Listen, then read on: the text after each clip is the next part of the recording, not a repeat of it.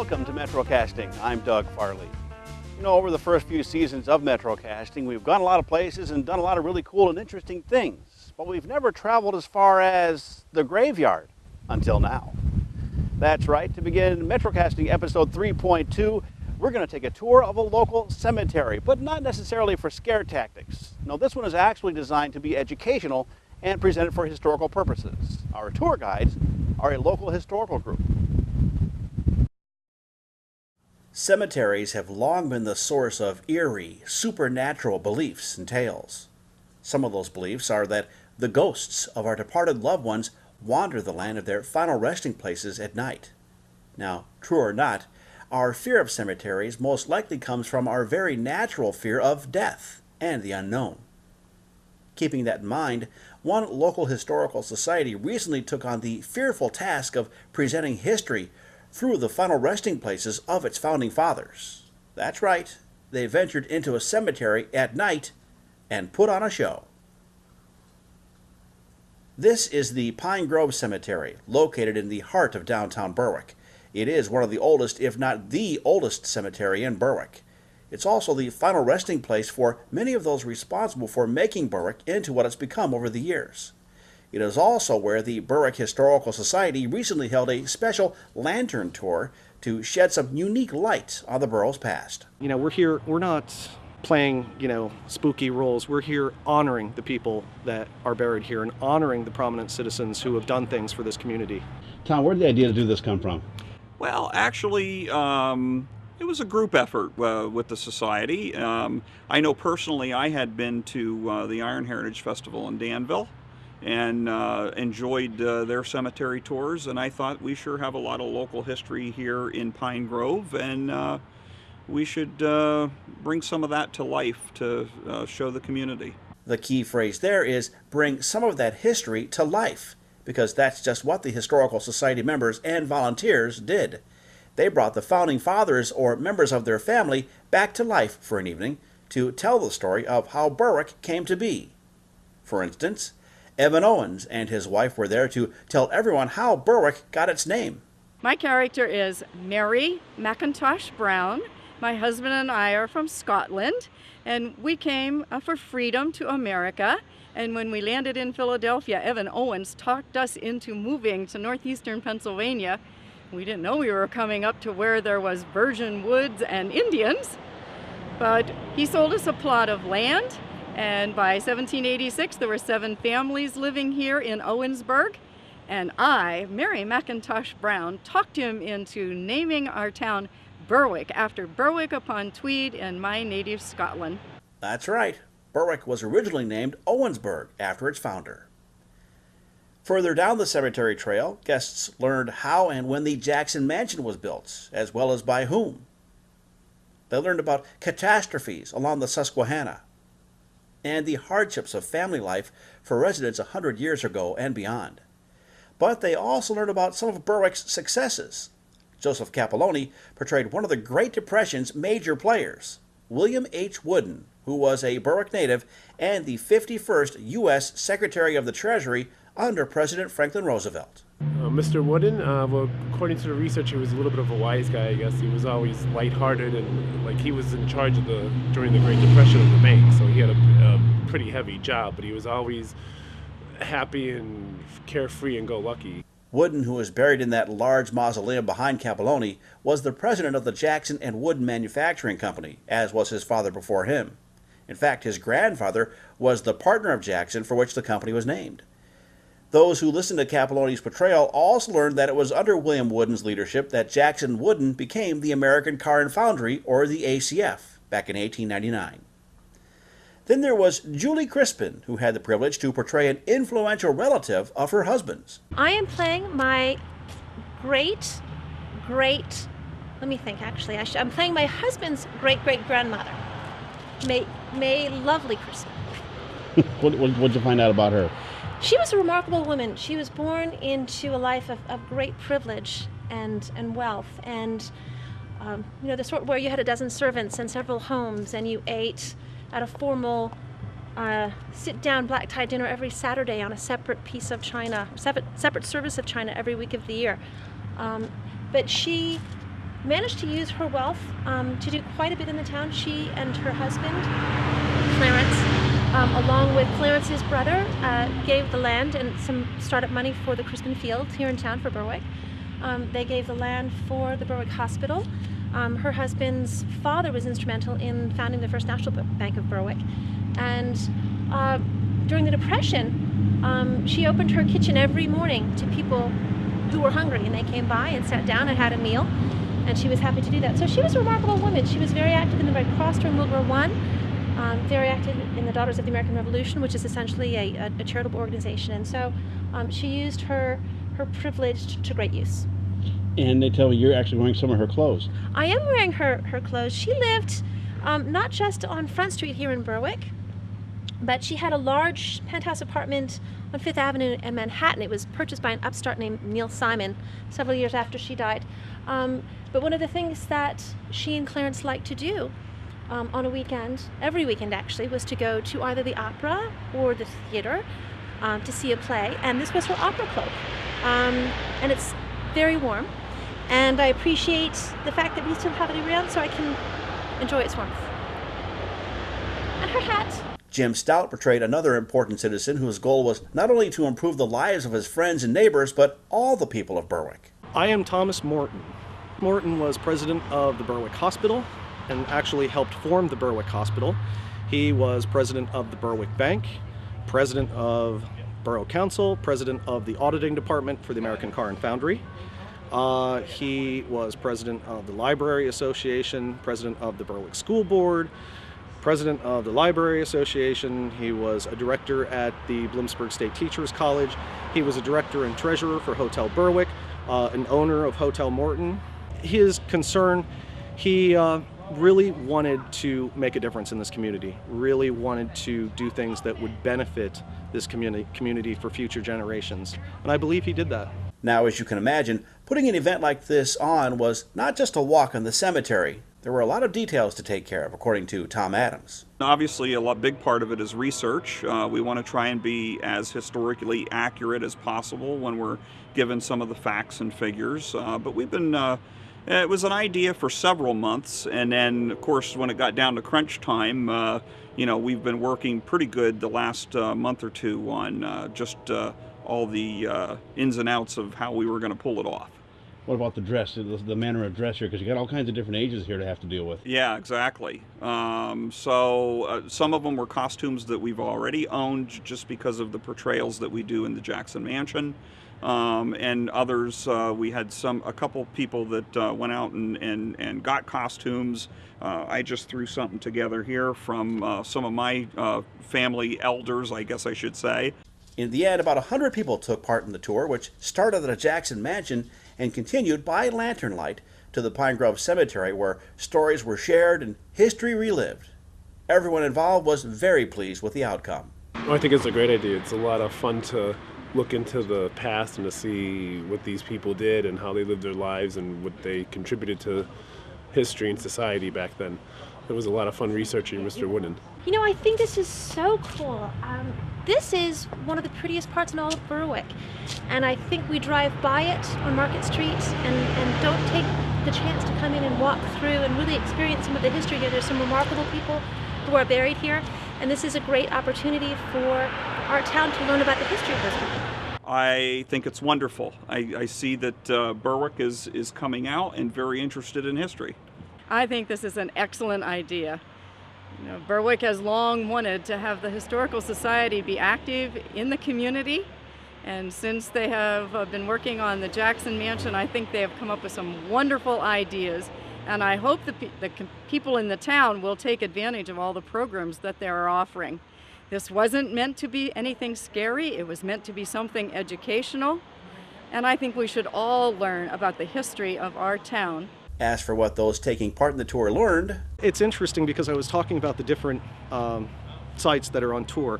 It's almost all of the graves that are here tie back to the Jackson family in one way or another, with maybe exception of Evan Owen, but perhaps he ties in too. But I'd say a good portion of all of the graves that are on this tour this evening, in one way or another, are connected to the Jackson family.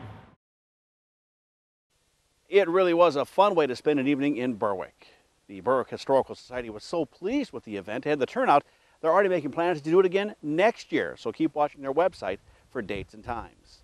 In the meantime, you can always check out the Jackson Mansion. It's being renovated and it is open for tours. Call the Berwick Historical Society and set up a time to go and check it out. Or you can also check out the carriage house in the rear of the Jackson Mansion. It's open as a museum. All right, stick around. When we come back, we're going to take yet another tour. And yes, this one just might creep you out as well, but in a whole different way. Stay with us.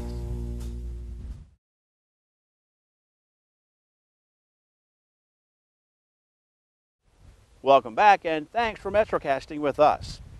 You know, there are a lot of pet stores around, everything from those great big chain stores all the way down to the local mom and pop type of pet stores. The difference in them, for some anyway, is the service that you get at those stores, as well as the types of pets that they specialize in.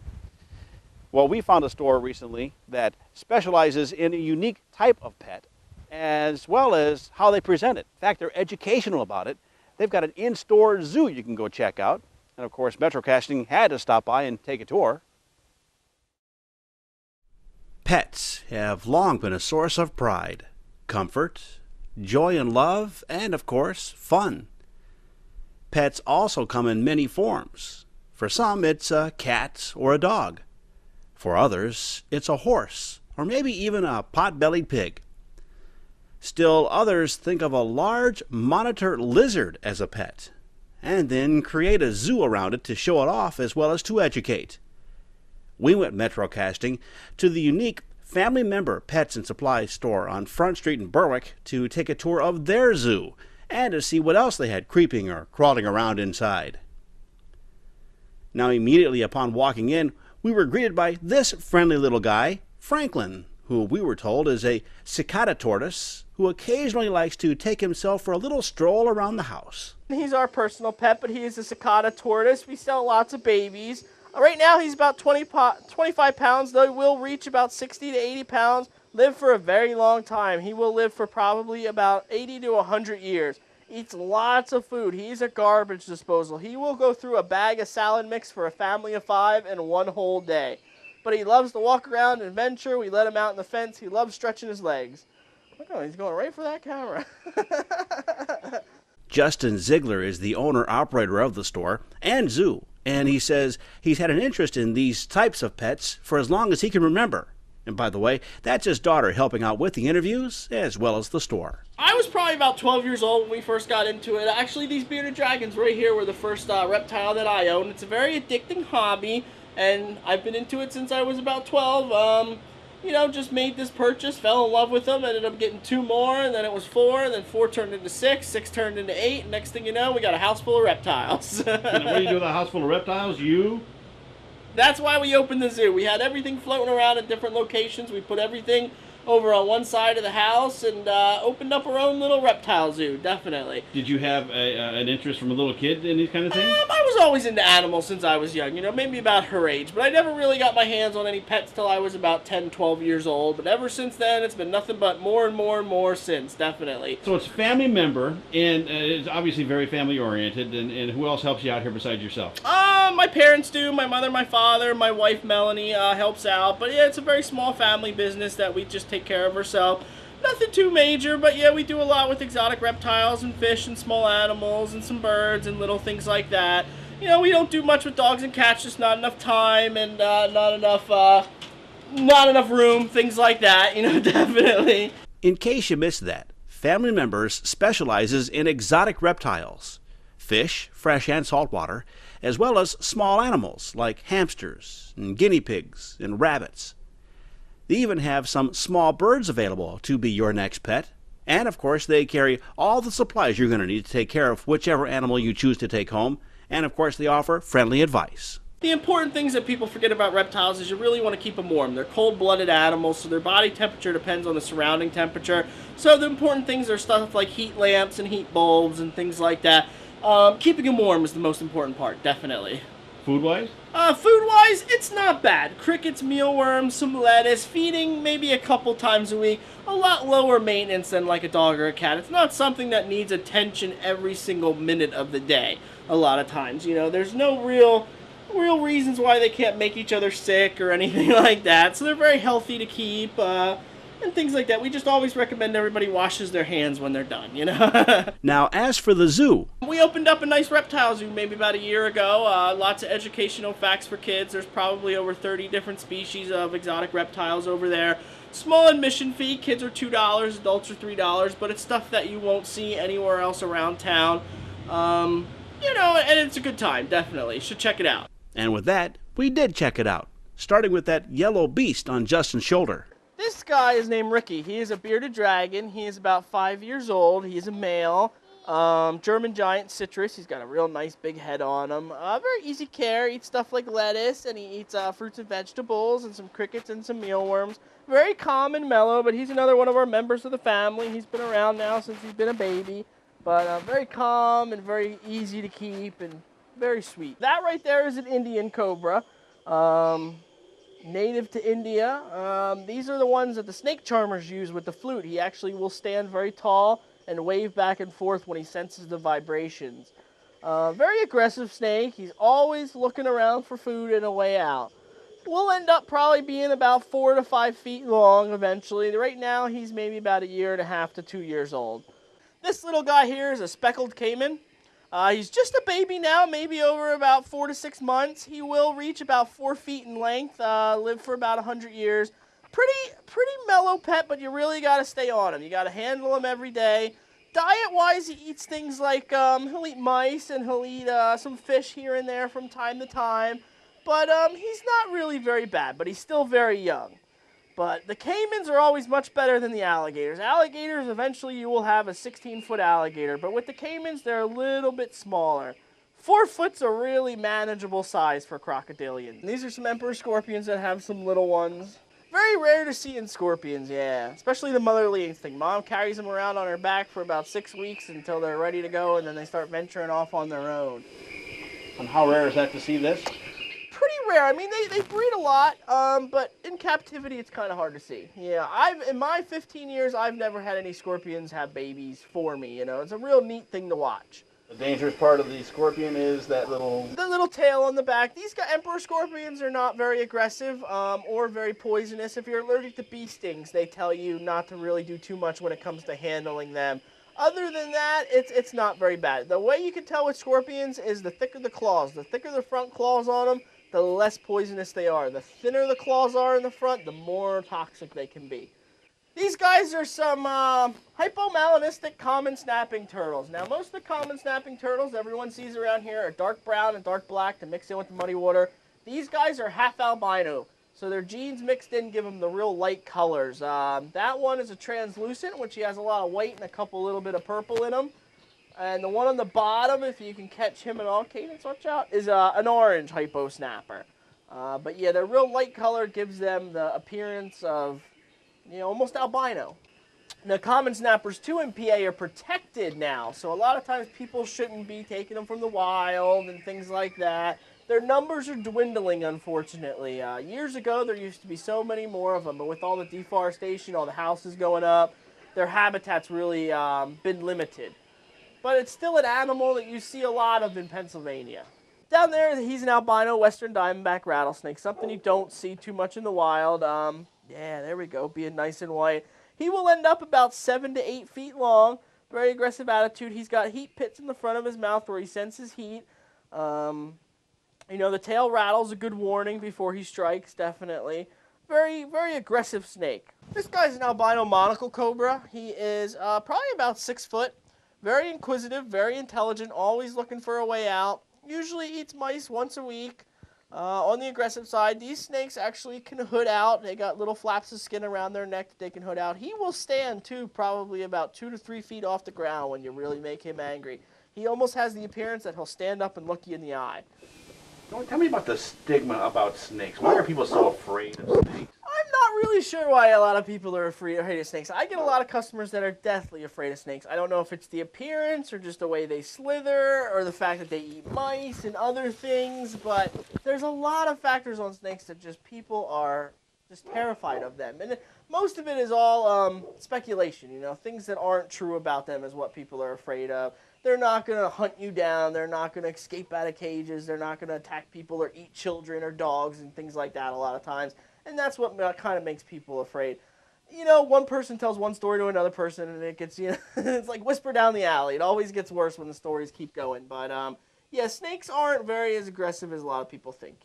They more just want to do their own thing and be left alone, I guess is the best way of saying it. It's when people mess around with them and actually, tease them is when you get a lot of problems with snakes, yeah. This guy's a crocodile monitor.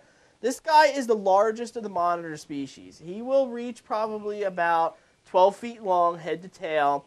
They are tree monitors, so he's got very large claws and very large hands for living up high in the trees. He has a prehensile tail like a monkey, so he can actually wrap it around limbs and branches and things like that when he's out in the wild so he doesn't fall out of the tree. It's like having an extra arm. These guys' closest relative to a dinosaur, I would have to say. A lot of people believe that, and it's actually a fact, that they modeled the Velociraptor in Jurassic Park after these guys. Just the eyes and the appearance and the head and things like that. They're native to Papua New Guinea, which is halfway across the world. Their numbers, there's not many of them around, and they're not even sure how many adults that are out there because they just can't find them. But there's signs of them. I mean, I don't know how you can't find a 12-foot lizard out in the wild. This lizard is supposed to be one of the most intelligent reptiles. They say this guy can be smarter than some species of dogs. I mean, he always is watching you, always keeping an eye on you. He learns, too, which is the worst thing. He was a real escape artist when he's little, but now we've learned to keep him in. He must weigh probably a good 60 pounds now. He's a big handful, yeah. It takes two of us to actually move him around now because he's just so heavy. Diet-wise, he'll eat anything with meat. I mean, mostly large rats. He eats jumbo to large extra rats, maybe about 2 to 3 times a week. This guy here is a yellow tree monitor. That's about full size on him. He'll reach about 4 foot. He's got a pretty good attitude. Lots of high yellow in him. He's got real nice bright colors for sure. Got a frilled dragon. They're native to Australia. He's got those flaps of skin around his neck that'll actually frill up like that animal in Jurassic Park, but he won't spit or anything like that. He's a cousin of a bearded dragon, so he's got a pretty calm attitude, but it's really neat when you see him flare that hood up. Guy here's a little Amazon tree boa. Nice colors. You get reds, yellows, oranges in them. Very aggressive tree snake. They are non-venomous, but they are very aggressive. They like to strike. Yeah, they will bite you. I mean, they don't have a bad bite. They got very small teeth and a very small head to them, and they don't reach a big size. So their bite's not bad, but he likes to try to strike. And of course, there's a lot more to see. And for only a few dollars, it is well worth your time to stop by. And don't forget to bring your family. We love the country. The small town's great. Berwick's been great to us. And we just came up with the idea, it's family members. It's a family business. We like to treat our animals like they're members of the family. So that's kind of where the name came from. Again, to get in the zoo, it's only a few dollars, and make sure you bring the kids. It's well worth your time. Justin, very knowledgeable. He can tell you all about what is residing in his little zoo there, as well as what kind of pet might be good for you to purchase from the Family Member Pet and Supply Store on West Front Street in Berwick. It's a lot of fun there. That will just about do it for this episode of MetroCasting. A reminder, though, that previous episodes of MetroCasting, as well as our other original program, Remembering When, are available online 24 hours a day, 7 days a week, at the MetroCast Channel 10-PA YouTube channel. Check it out if you get the chance. Also, we're always looking for new ideas for MetroCasting, so if you or you know of somebody who has a unique talent or does something very interesting, or if an event that's coming up that sounds like a lot of fun, please let us know. Maybe we'll come MetroCasting your way someday. Thanks for watching. We'll see you again after later.